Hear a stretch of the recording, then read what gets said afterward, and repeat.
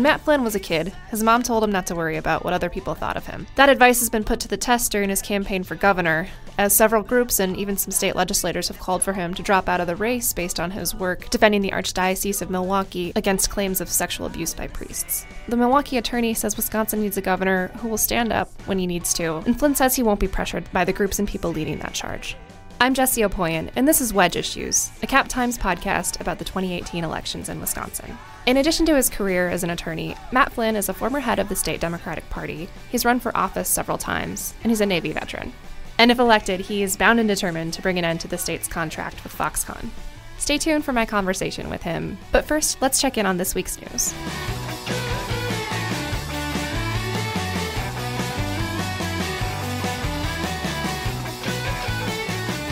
Joining me again this week is Cap Times news editor Jason Joyce. Welcome back, Jason. Thank you very much. It's great to be back. How's your holiday week treating you? Oh, it's good. It's a little hot, but I took in the sounds of John Philip Sousa last night at Concerts on the Square. Very patriotic. I feel very American there. Not American flag polo shirt patriotic. Which is a thing that you saw. It is a thing that I saw. A gentleman wearing a Wisconsin Valley shirt and an American flag polo was there last night. I feel it more in my heart, I think, in my soul. You know, we don't have to be blatant with our patriotism. Yeah, how about you? Well, it is my dog's birthday. It was her third birthday, so she accompanied me to some barbecues and lit some sparklers, ate a lot of grilled meat. It's great. That's what we're celebrating. That's America. As much as anything else, right. So last week, you attended a celebration of a different sort. I did. In our state. The Wisconsin Valley, as previously mentioned. Yeah, right. So Donald Trump, the president, came to Mount Pleasant and the greater Racine County area to celebrate the ceremonial groundbreaking of the Foxconn plant. It was overwhelming. They had a groundbreaking ceremony where they actually put the shovels in the ground. And then they had this big extravaganza at an existing building that Foxconn has purchased, and it was just all of the technology on display, 8K screens showing all the different implications of how they could use the screens that they're going to manufacture at this plant. And then the swanky reception, there was a band, there were Wisconsin beers and meats and cheeses, cream puffs,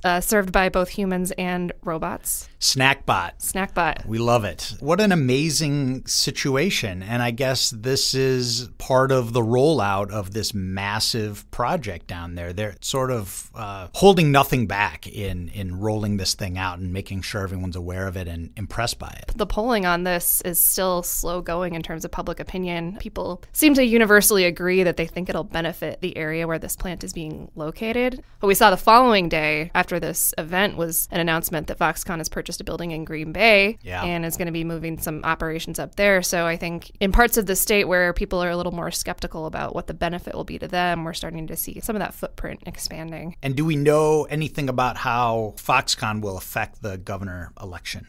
It's a touchy issue, obviously, because it is jobs coming to this area. It has, by and large, fallen along party lines because Democrats see it as something that could potentially benefit Scott Walker. The Democratic candidates on the campaign trail have pretty much universally said they don't like it. Some of them say they have to just sort of accept that this is the deal and try to make sure that the company is held accountable. But there are a few other Democrats who are running for governor who are saying if they are elected, they will dismantle it or try to renegotiate the contract. Sort of in keeping with that theme of getting around the state and really finding out what people outside of, Madison and Milwaukee are thinking, Democratic candidate Malin Mitchell has hit the campaign trail in earnest this week. He has. The plan, I think, is 20 cities in 10 days. They're going to go talk policy and then have beers. I think he called it the Badger State Beer Tour or something like that. So I guess the deal is get around to as many cities as possible, talk about some of his platform. He's going to be unveiling different proposals and then go into breweries and bars and meeting with people, which is the Wisconsin way, I guess. Yeah, I mean, it's definitely a theme, right? Paul Soglin has discussed his supper club, his sort of unofficial supper club tour. I've seen tweets out from various candidates holding fundraisers and whatnot in supper clubs and sort of taverns around the state. They're hitting this they are. I mean, everyone talks about who's the candidate you want to have a beer with, and I guess these people are going to prove that it's them. Me. Yeah, it should be me. Do it. Just have the beer. Oh boy. All right. And finally, then it's parade season. It is. Everybody's getting in the parade spirit. We saw a fun tweet from U.S. Senate candidate Kevin Nicholson. Yeah, Kevin Nicholson was in a parade. And the weather's just been terrible lately. It's either, 100 degrees and sunny, or it's raining and still gross and humid. So he just embraced that, really. He's walking in this parade and he's already drenched, and these guys come up to him who just the broiest. I don't know what they were doing before this, but they had set up a makeshift slip and slide on a hill, came up to Kevin Nicholson on the parade route, told him, let's go slide, and he went for it. It really appeared to be a total, genuine, spontaneous moment. He's running away after he's done, says, remember this in November. Right. So, yeah. I mean, he really needs voters to remember this on August 14th. On August 14th, that's right. Yeah. So the question then is, what might we see from his opponent, Jessie Opoien, and potential opponent, Tammy Baldwin? I mean, beer bongs? Oh my God. What else is there? What else can you do? Yeah, maybe they'll start a flip cup tournament or something. Oh my. Let us all just hope that, this doesn't turn into a stunt off dictated by the bros of Wisconsin. Well, I'm looking forward to hearing what Matt Flynn has to say. Certainly has been in the news recently as well. It has been. Yep. This interview was recorded really right before a couple of state legislators called on him to get out of the governor's race, which we don't talk about those two state legislators specifically in our conversation, but we do talk about the calls from other groups to get out of the race.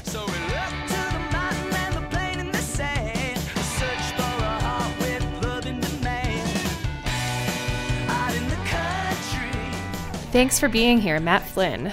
Matt, why don't you start by telling me why you're running for governor? I'm running for governor because I'm not going to stand by and watch our democracy destroyed. In Washington, Donald Trump, in my view, has betrayed us to the Russians for bribery and blackmail. And in Wisconsin, Madison Scott Walker is representing his donors. He's more of a foreman for Koch Industries than he is a governor of all of Wisconsin. We used to be known for clean water, high wages, and honest government, and now we're known for dirty water, low wages, and corrupt government. And I'm not going to tolerate that, so that's why I'm running for governor. What sets you apart from the others in the field? Well, there's a couple of things. I'm a Navy veteran. I'm the only veteran in the race on either side. I've gotten very good response from my fellow veterans around the state. The second thing is I was the chair of the Democratic Party, so I know the party quite well, and I know the counties quite well. I think I can unify this state better than any of them. The third thing, the main competitor right now is Tony Evers, and we differ on three main issues. One is Foxconn. I'm the only candidate in the race who said I'll stop it, and how I will stop it, because that Foxconn deal is a crooked deal, and it'll strangle our budget for 15 years. Tony's solution is to make them put solar panels on the roof, and I think that's too weak. The second thing is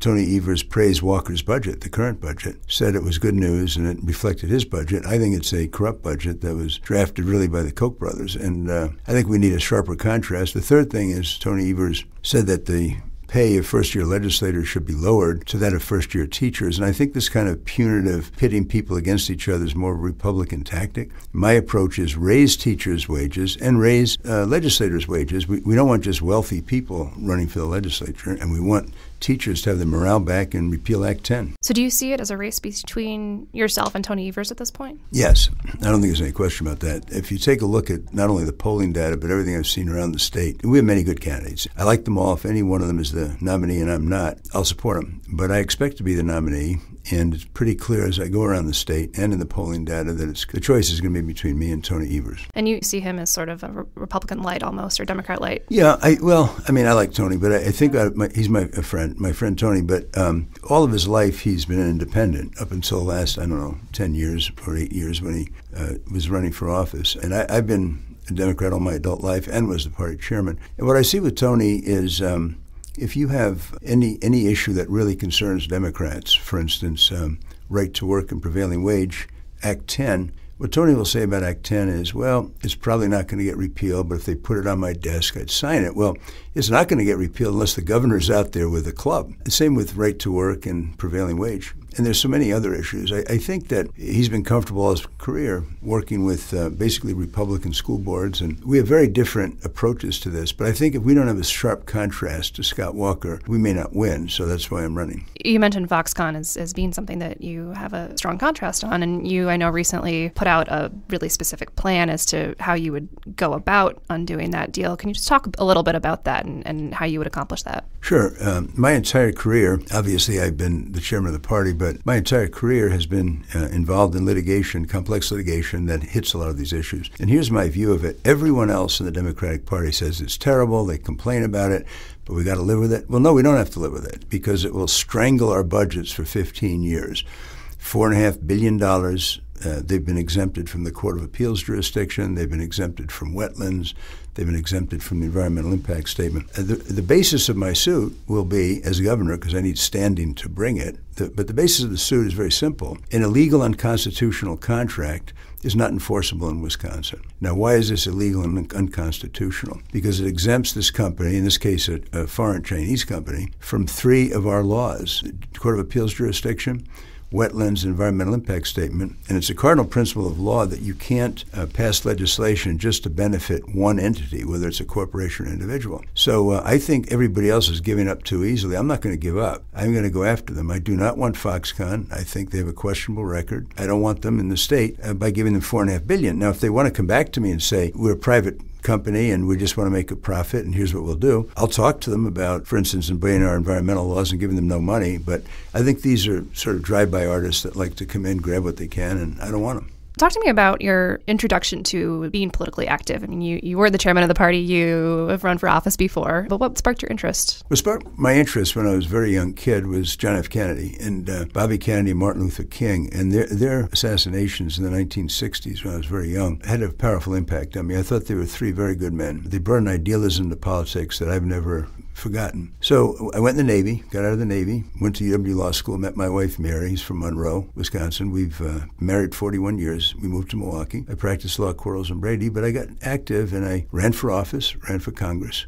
I was not successful, but I was the party's nominee, our party. And then people talked to me about running for party chair, and I did, and I was elected to 2 terms. My mentor was Senator William Proxmire, who took me under his wing. I traveled around the state with him, and he taught me quite a bit, and I've loved it. You did a radio interview recently where you talked about the role that identity politics plays in the Democratic Party. Can you expand on that a little bit? Sure. Well, when you look at what our ultimate objectives are, we have to be unified. So if we're going to stop Foxconn, which is this crooked deal that's strangling us, we have to have a unified party. And what's happened ever since, it's probably in the last 20 years or so, but since I was the chair, is people have sort of split into different groups in the party. I firmly believe that the progressive movement that we've seen in the party is the heart and soul of the future of the party. We are the progressive party. That's back when we were formed after the Second World War, the modern party, we were the progressive party. But it's come to the point now where we have a progressive caucus, for instance. Well, I don't think there's a need for a progressive caucus in the Democratic Progressive Party. Sure. Because people are not joining the party. There's at least one candidate who said he's not going to support the nominee if it's not him. Yep. And, I'm a chairman. And so my message is simply a very, very positive one, which is, look, guys, let's all get together. We are the ones that nominated Barack Obama. We nominated Hillary Clinton. In 1960, we nominated John F. Kennedy, which was a big deal back then. We do it, but we don't have to do it by balkanizing ourselves, by splitting ourselves. Sure. Is there an increased risk of that with the field as large as it is? I guess it's starting to narrow, but would you like to see it narrow a little bit more than it has? Well, I'd like to see it narrow just to myself. Sure. But I think it's effectively narrowing to me and Tony Evers. I have a lot of respect for Paul Soglin. He's a very, very good mayor of Madison. But effectively what I'm seeing around the state is me and Evers. I think we're going to have a good TV buy. We're getting around the state, and I think people know my name. But 2 people whom I have a lot of respect for have dropped out so far, and I expect there may be a couple of others. It is what it is. I'm just out there campaigning, and I'm tending to my own campaign. Other people are going to do what they're going to do. You mentioned your background as an attorney with Quarles and Brady. Can you talk about some professional accomplishments that you're proudest of and how that has shaped your worldview? I've tried a lot of cases, and I've argued a lot of appellate arguments and Court of Appeals, Supreme Court. I've argued in courts around the country in areas that aren't necessarily friendly, say, to a northern state, that kind of thing. And what I found is I love human nature. I love meeting people. I think that experience has best suited me to make the case against Scott Walker. When you get up in front of someone like that who consistently lies about what he's doing, like now he calls himself the education governor, which I thought was a joke from The Onion, frankly. And I personally think that he lost more than his hair when he hit his head if he thinks he's the education governor. This guy took $1 billion out of public education, $1 billion out of the UW. It takes guts to say something like that. But in any event, there's a way to handle that. I've handled plenty of witnesses who've lied, and I've handled plenty of difficult opposing counsels. So that kind of experience, I think, as far as that goes, I've loved my career, and I've loved my career in the Democratic Party. And I'll put it this way. When I served in the Navy, I defended our country. When I served as a lawyer, I defended my clients. And when I serve as governor, I will defend you. As far as criticism of your campaign goes, the most rampant one has been related to your work defending the Archdiocese of Milwaukee, which you've talked about at some length. Are there specific arguments against you at this point that you would like to refute in terms of those folks who have and continue, I guess, to call on you to drop out based on that work? No, in fact, as far as accomplishments, I think that would be one of the primary ones I'd cite in my career. We were outside counsel, Quarles and Brady, fine firm. We all have a good reputation. And these terrible cases were turned over to us. And what I did is we got therapy and compensation for these victims. It was a horrible thing. And then I spent my time putting into effect procedures so it never happens again.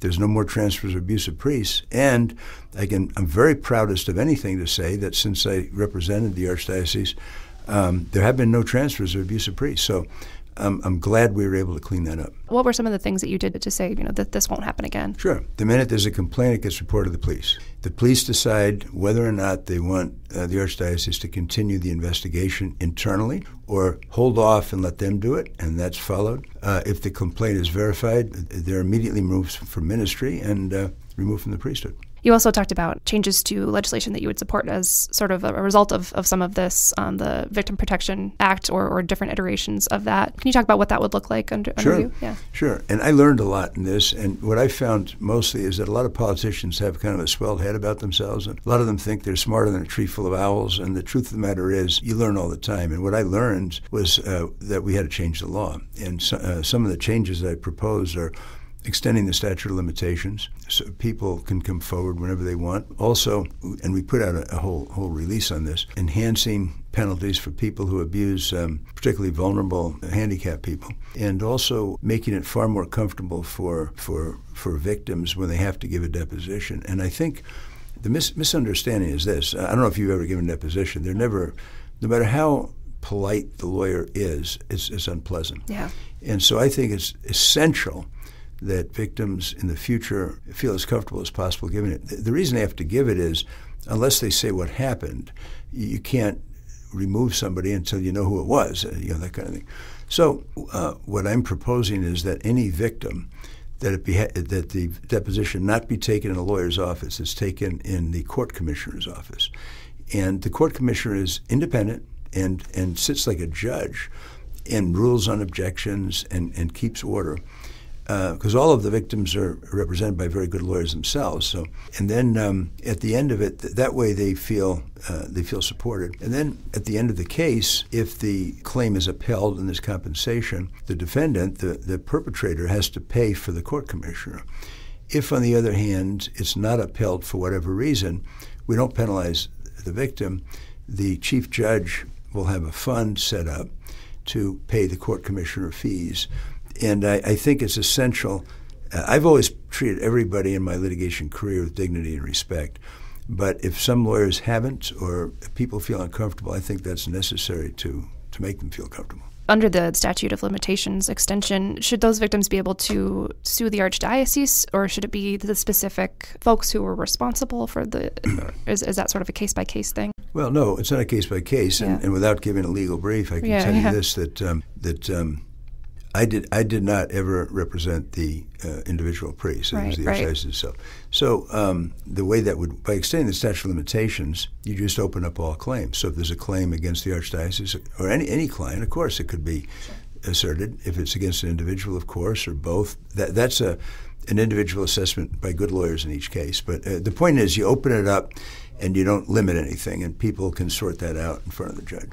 Okay, one more on this one, and then we'll move on. But from the folks who have asked you to either drop out or to engage with you in this, you've responded a couple times by saying, either knock it off or go jump in a lake. And I don't know if that language necessarily sat well with some of those people that you had those interactions with. Do you wish you would have said those things differently? Do you stand by those comments? No. Yeah. First of all, I think we want a governor who can stand up when he thinks we need to stand up. And I first used the word jump in the lake against the Republicans when I was asked by a journalist, well, you want to repeal Act 10. What if the Republicans say they're not going to do it? And my response is jump in the lake. I'm the governor, and you're going to I'm going to take this to you in each of your districts. So in this particular case, some of these groups, and these were not the victims, these are groups, who had already were about to endorse one of my opponents, and they thought they would help her by just taking one of the leading candidates and tell them to get out of the race.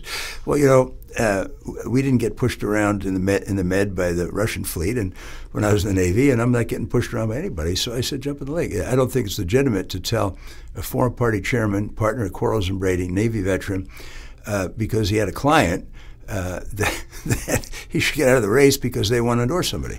So, frankly, that's my feeling. So you feel that those were really politically motivated? Well, the people, some of the people never even called me. They didn't ask for my side of the story, and then they endorsed an opponent. So I don't want to prejudge what their inclinations were. I respect them, and frankly, I agree with their overall political opinions on a lot of issues. I mean, I was the chair of the party. Mm-hmm. So, but what it is I don't think you can have various interest groups decide who can even run. I mean, you don't have to support anybody, but the voters of the state are going to decide who the nominee is, not a few interest groups. When you're traveling the state and you're talking to voters, does this get brought up, or is this really something that comes up? No, okay, it never gets up. People say you're a partner of Quarles and Brady. You had a lot of clients, and I have a good reputation. I think, as being a very good lawyer, and no, what comes up is Foxconn. Foxconn is a crooked deal that's going to strangle our state economically, take $4.5 billion that everybody, all 72 counties are going to pay for. It's going in a quarter of the state near the little corner near the Illinois border where half the employees will be from Illinois. What? And we're going to let them take water out of Lake Michigan and put it back polluted? They're under investigation for polluting the Yangtze River in China, mainland China, not Taiwan, mainland China. And if they can't follow crooked Chinese communist laws, they have no environmental laws over there. They all do it. They throw poison in the river and they walk around with a face mask in Beijing. How bad is it if they're no good for them? We're going to let them pollute Lake Michigan? No, I don't think so. Not under Matt Flynn as governor. So Foxconn, obviously something you're passionate about. If elected governor, what are the other top priorities for you policy-wise? Well, there's a couple of things. We have to undo a lot of damage. So we have to repeal Act 10, repeal right to work, put back in prevailing wage, raise the minimum wage.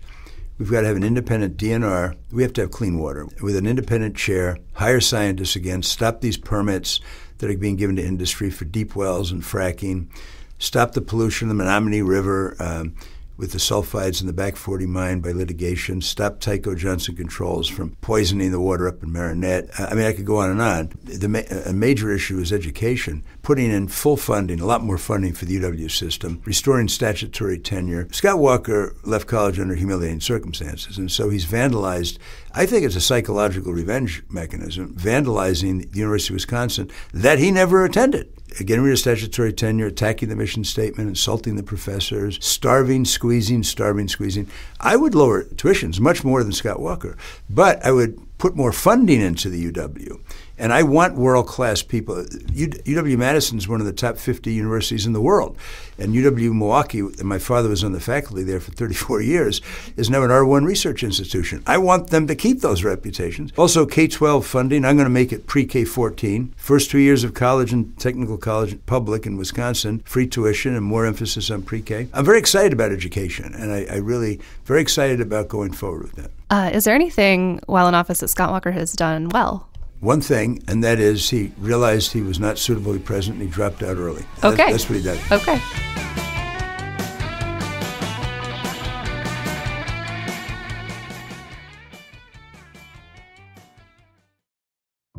I care about this state deeply, and these issues are going to be with me for a long time. Us talking about a 5-year plan is not helping me. It may be fine for you, but it's not helping me. Now, whether they're from the community, I don't care. Whether they're from space, I don't care. As long as they can provide the best visual experience for Madison. Keep hope alive.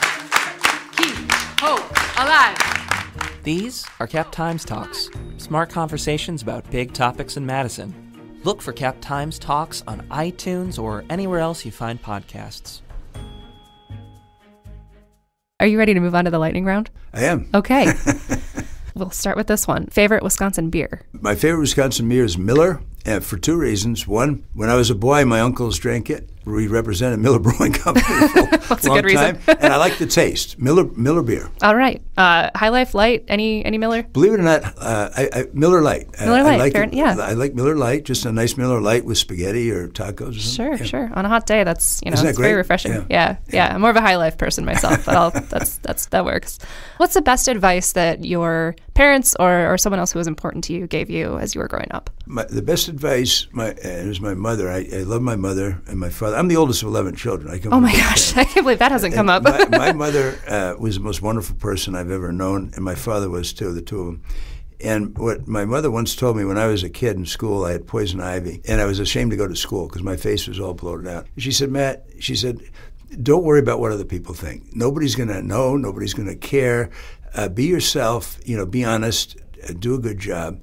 That's the best advice I ever got. Seems like you're living by that. I'm trying to. Yeah. What is the best concert that you've attended? It was a James Brown concert in 1968. I was young, obviously, and it was right after the terrible thing when Martin Luther King was assassinated, and the crowd was very restive, and I mean, there's a mixed crowd, and James Brown, I love his music, and he came out on stage, he gave a great concert, and then he said, all right, everybody be cool. Everybody in this room are brothers, and you go home, and we don't want any trouble, be cool.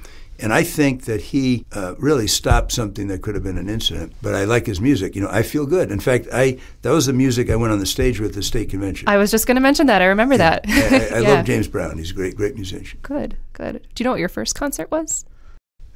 My first that's a long time ago. That's a long time ago. But that would have been one of the first. Really? I think. That was the first. Okay. James Brown. Yeah. You've, I think, maybe named a few, but who would be your political role models? Well, what brought me into the Democratic Party was John F. Kennedy. That's my political role model. Mm-hmm. The fellow whom I actually met in person, who was my major mentor, whom I have a great deal of respect for, is Senator William Proxmire. How about pet peeves? Do you have any pet peeves? I'm a fairly sunny guy.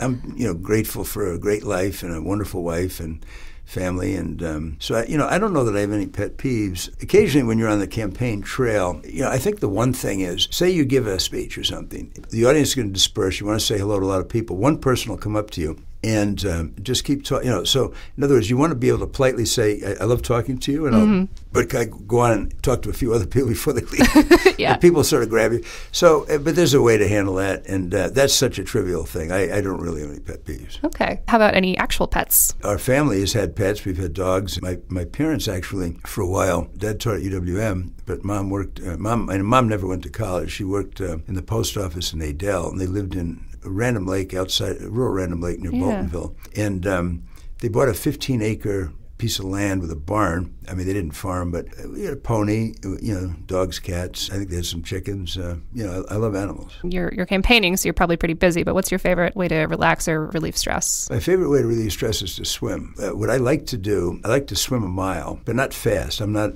in for the time. Mm-hmm. And I take a long time to do it. I swim for about an hour. And I do the breaststroke, I do the backstroke. And when you're doing that, it totally clears your mind. When you're swimming, believe me, any stress, any anxieties, or, you're angry at this or you're worried about that, goes right out. It's just a beautiful feeling. So Wisconsin bucket list is a question I like to ask. Is there a stereotypically Wisconsin thing that you have never done or haven't done in a long time that you would like to try? I think one of the things I would like to do, and I've done some of it but not all of it, is tour every Frank Lloyd Wright building in the state. Okay? Now, I've been to a ton of them. Yep. And actually in Milwaukee, on the east side of Milwaukee, a couple of blocks from our house, there is a Frank Lloyd Wright house. Oh, cool. And I love seeing it. But I haven't done every one. Mm-hmm. And I think if I ever had to do that at some point in the deep future, that might be fun. Okay, you ready for the last one? Sure am. Favorite Wisconsin cheese? My favorite Wisconsin cheese is from Appendell in Monroe, Wisconsin. Tony's Zagragen. So that's Zgraggen. Okay. And it's virtually any one of his cheeses, but if I had to pick one, it's his aged cheddar. It is excellent. But and I hate to give a plug, but if you want excellent cheese, you go to Alpendale in Monroe, Wisconsin, Tony's Zagragen. Okay. Well, thank you for coming in and talking. I'll let you close us with any parting words that you'd like to leave people with. Well, I think I would just say this. I'm a unifier. The ship I was on in the Navy, we had sailors from Mississippi and New York and Alabama and California, Wisconsin, me, and Arkansas. And, we were shipmates. We had no north-south divide. There were no Southern Caucus or Northern Caucus. And we stood watch together. We worked together. Went on liberty together. I look on everybody in the state is my shipmate. And if I'm elected, I'm going to turn the ship around, and I'm going to unify the state.